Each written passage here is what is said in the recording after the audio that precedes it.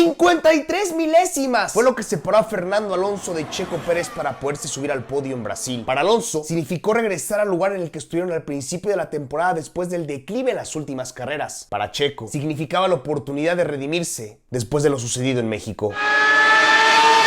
¿Qué onda a todos? Bienvenidos a tu Fórmula. Tuvimos la mejor batalla de la temporada 2023 de la Fórmula 1. Fernando Alonso contra Sergio Checo Pérez, que se acabó definiendo literalmente en la última vuelta de la carrera, en los últimos metros rumbo a la meta, con 53 milésimas separando a uno del otro. Fernando llevaba 6 carreras sin poder subir al podio. La última vez que lo había conseguido fue en Zandvoort, mientras que Sergio Checo Pérez con esta carrera en Brasil ya acumula ahora 6 grandes premios sin lograr subirse al podio. Hay mucho que analizar en este video sobre las virtudes de Fernando Alonso que lo llevaron a conseguir el podio, así como también lo que le faltó hacer a Checo y a Red Bull, cuáles fueron sus errores para no poder lograr lo propio. Ya estaremos analizando todo eso a lo largo de este video, pero antes quiero empezar con algo mucho más específico, y es analizando los dos rebases de las últimas 2 vueltas, tanto el de Sergio como el de Fernando, específicamente enfocándome en del Nano, que es una delicia. En la vuelta 70, cuando Sergio rebasa a Fernando, normalmente Checo pasaba por el punto de detección de DRS previo a la recta principal a 8 décimas, y eso no le alcanzaba para poder lanzarle un ataque al Nano. Pero en esta ocasión, es decir, al final de la vuelta 69, pasa por el punto de detección de DRS a 5 décimas, incluso un poco menos, y lo que le permite poder atacar por el interior a Fernando y así conseguir el rebase rumbo a la curva número 1. Por su parte, Alonso intenta recuperar en la siguiente recta de DRS rumbo a la curva 4, pero no lo consigue y Checo logra mantener la posición. Rumbo a la última vuelta de la carrera, Fernando no estaba evidentemente a 5 décimas en el punto de detección de DRS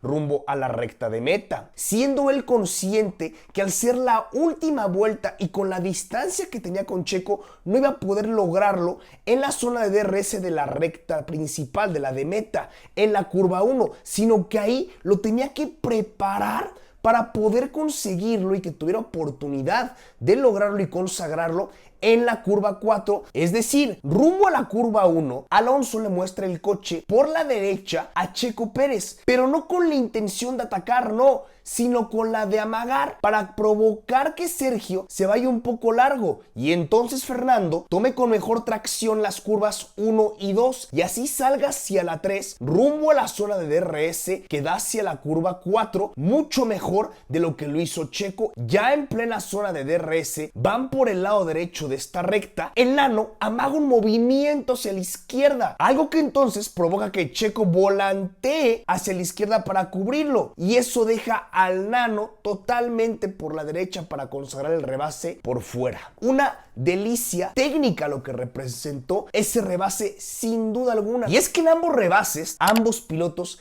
exhibieron un deportivismo tremendo y también un respeto ejemplar, y no solamente fuera de la pista, cuando se abrazaron reconociéndose la calidad mutua que ambos tienen, sino también en la pista, yendo al límite, sí, pero siempre limpio, dejando espacio, algo que no suele verse en la Fórmula 1 actual. Ellos mismos lo dijeron, que si no hubiera sido entre ellos el duelo y que algún otro piloto hubiera ocupado cualquiera de ambos lugares, lo más probable es que hubieran chocado, ya si alguien en lugar de Sergio se hubiera desesperado y se hubiera llevado puesto a Fernando, o ni siquiera lo hubiera alcanzado estar tanto tiempo detrás de él para intentar o consagrar un rebase, como si alguien hubiera estado en el lugar de Fernando, Sergio lo hubiera pasado de una manera mucho más fácil y cómoda. Algo que Sergio menciona después de la carrera, él dice: fue una carrera durísima con Fernando, una carrera muy divertida al final, al límite. Con 95% de la parrilla hubieras chocado, pero con él tienes la posibilidad de hacer estas maniobras que son divertidas. Ahora, ¿por qué Checo no logra rebasar a Fernando? Si bien ya analizamos a detalle estas últimas 2 vueltas, la realidad es que Sergio estuvo 17 giros detrás del Nano a distancia de DRS. Y si bien es cierto que el ritmo del Aston Martin no tiene nada que ver con el que exhibieron en las últimas carreras, en esta ocasión era el tercero más rápido de la parrilla, la realidad es que Red Bull seguía siendo, sin duda alguna, como lo ha sido toda la temporada, el mejor de todos los equipos. Entonces, ¿por qué no logra en 15 vueltas Checo sobreponerse a Fernando Alonso. Porque desde que se pone a distancia de DRS, es decir, al final de la vuelta 53 hasta la vuelta 70, que es cuando empieza el quilombo, Checo fue más rápido en 8 vueltas y Alonso en 7 respectivamente, mientras que en 2 prácticamente registraron el mismo tiempo. ¿Pero por qué pasó esto? Si, como ya comenté, a pesar de que el Aston Martin mejoró mucho, este presentaba el tercer mejor ritmo, mientras que el Red Bull el primero. Y ya con un Checo a lo largo del fin de semana, algo que incluso empezó a ver desde México, ya sintiéndose otra vez muy cómodo con su RB19. Y es que fueron 3 las claves por las que Checo no pudo rebasar a Magic antes de la vuelta 70. La primera de estas fue la defensa de Fernando. Cuando ya tiene a Sergio atrás a distancia de DRS, cambia su trazada y lo hace particularmente en la curva 10 y sobre todo en la curva 12. Alarga la trazada sacrificando la entrada a la curva, pero para tener una mejor tracción en la salida y de tal manera poder tomar de mejor manera las últimas 3 curvas del circuito y así en la recta tener una mayor velocidad que el RB19 para que entonces cuando Checo abriera el DRS, este efecto se nulificara y así poderlo mantener al margen. Ahora es posible que eso no fuera del todo suficiente, porque también el Nano junto con Aston Martin modificaron el mapa motor para que en esta última parte de la carrera utilizaran la energía en las rectas y así Sergio no pudiera acercarse y se nulificara el efecto del DRS. Incluso vamos a dejar que el propio Magic nos los explique. Estaba usando la energía también en las rectas, solo para asegurarme de que no había oportunidad para Checo. Y sí, en las rectas a veces cambiábamos de trazada, no quería estar siempre en la misma línea. Si él va por el interior, yo estaba de vez en cuando en el interior, de vez en cuando en el exterior. Así no era una dirección clara para él para cambiar la línea de carrera y aprovechar la oportunidad de tener un poco de aire limpio. Así que solo estaba tratando de generarle un poco de turbulencia a su nariz delantera.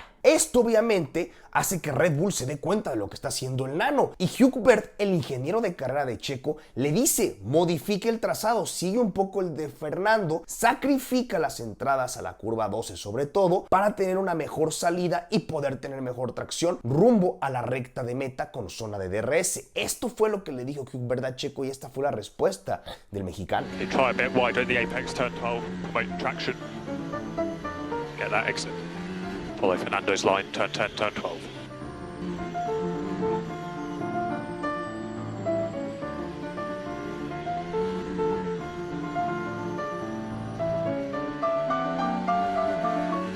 So, if I follow his line, I think I'm the right way.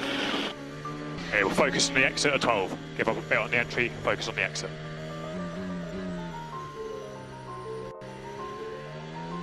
Y es que el duelo entre Checo y Alonso no solamente fue de piloto, sino también con sus ingenieros y evidentemente de estrategia. En el segundo stint, cuando estaban con los medios, a Fernando Alonso se le olvidó su tiempo objetivo para ese stint, por lo que entonces le empezó a hablar en código a su ingeniero de pista, para así no decirle a Red Bull y no revelarles cuál era su tiempo objetivo. Escuchen esto. I'm confused with the target lap.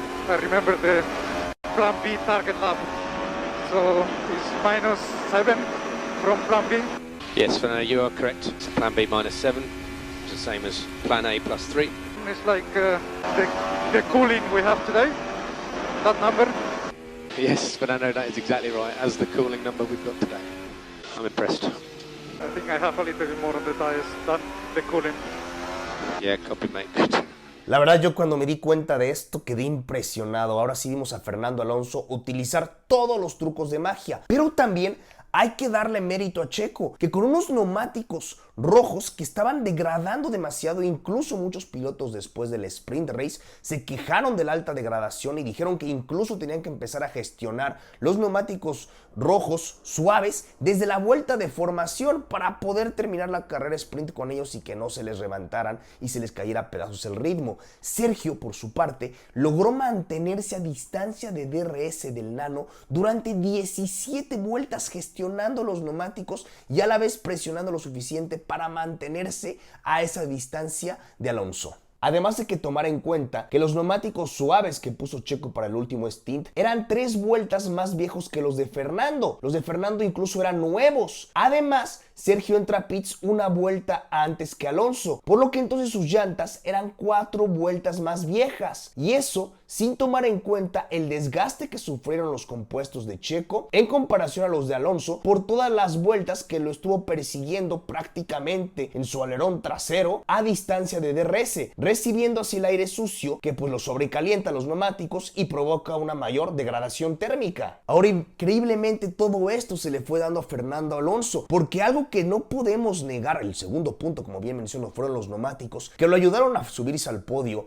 Alonso, fue que tenía un nuevo set de neumáticos suaves. ¿Y por qué lo tenía? Pues porque chocó con Esteban Ocon y quedó fuera de la SQ2 en el sprint shootout, y eso entonces le dio un compuesto nuevo de suaves que fue los que acabó calzando durante el último stint en la carrera de Brasil. El último punto que sin duda alguna influyó para que pudiera subirse el nano al podio y que Checo no lo lograra y tuviera que batallar con Fernando en pista fue la estrategia. Todo esto empezando simplemente desde la posición que tuvo que salir cada uno respectivamente. Mientras que el español lo hizo desde la cuarta, Sergio lo tuvo que hacer desde la novena, y es algo que sin duda alguna influyó en la estrategia que tuvieron que usar y al final en la lucha por el podio que tuvo con Alonso. Ahora, otro punto clave es que Red Bull se fijó demasiado en Mercedes. Y si bien es comprendible, porque la lucha que sigue viva todavía es por la del segundo lugar del campeonato de pilotos entre Sergio y Lewis Hamilton, la realidad es que en Interlagos los Mercedes no eran rival para los Red Bull por ritmo de carrera. Todos empezaron a pasar a los W14 muy fácil, empezando por Alonso, por Checo, y por los Ferrari, hasta por los Alpine. Se cayó a pedazos el ritmo de Mercedes conforme fue avanzando la carrera, por lo que entonces un error grave de Red Bull fue fijarse demasiado en la carrera de los Mercedes y en lo que hacía Lewis Hamilton, cuando la realidad es que no eran rival Hamilton para Checo. En la vuelta 18, el 7 veces campeón del mundo, por ejemplo, paró a pits, y en vez de alargar el stint de Checo, Red Bull decide pararlo 2 vueltas más tarde para cubrirse pues de un supuesto undercut, pero al final sí le acaba siendo Hamilton el undercut. Se puede decir que lo pararon una vuelta tarde para cubrirse del undercut, pero lo pararon 3 vueltas antes para poder a la larga competir en cuanto a neumáticos se refiere con los de Fernando Alonso y estar un poco más en condiciones similares hacia el final de la carrera. Y es que a pesar de que todos los factores que acabamos de analizar fueron los que influyeron y fueron las externalidades que nos llevaron a tener un duelo tremendo entre Sergio Checo Pérez y Fernando Alonso, la realidad es que es algo que vamos a recordar durante los próximos años como algo clave que sucedió en la temporada 2023 de la Fórmula 1, un duelo que nadie se quiso perder, que todos disfrutaron. George Russell lo estaba viendo, el propio Max Verstappen acabó mencionando que casi se sale de la pista por estar viendo el duelo en pantalla. Incluso el propio Fernando dijo que le fue más complicado porque existía el DRS al que tuvo en Imola en 2005 cuando retuvo a Michael Schumacher a ese grado, digamos. Grandes duelos que nos han regalado en los últimos años y a lo largo de sus carreras Sergio Checo Pérez y Fernando Alonso, por ejemplo, el de Malasia del 2012, o bien el nano, la defensa que tuvo en Hungría contra Lewis Hamilton que le dio a Esteban Ocon la victoria, cuando se convirtió Checo en el ministro de la defensa contra Lewis Hamilton en 2021. Nos han exhibido una cantidad de duelos brutales a lo largo de sus carreras, tanto Sergio como Fernando, siempre, eso sí, al límite, pero con respeto, y ojalá que nos sigan regalando mucho más duelos así, ambos en el futuro. Ustedes, díganme qué opinan al respecto sobre este duelo tremendo que tuvimos, sus comentarios. Déjenoslos aquí en el canal de YouTube, suscríbanse al canal, denos like, síganos en redes sociales como @tufórmula, en TikTok donde subo más contenido sobre este duelo que tuvimos entre ambos pilotos, y también en Instagram como @tufórmula_1. Esto es Tu Fórmula.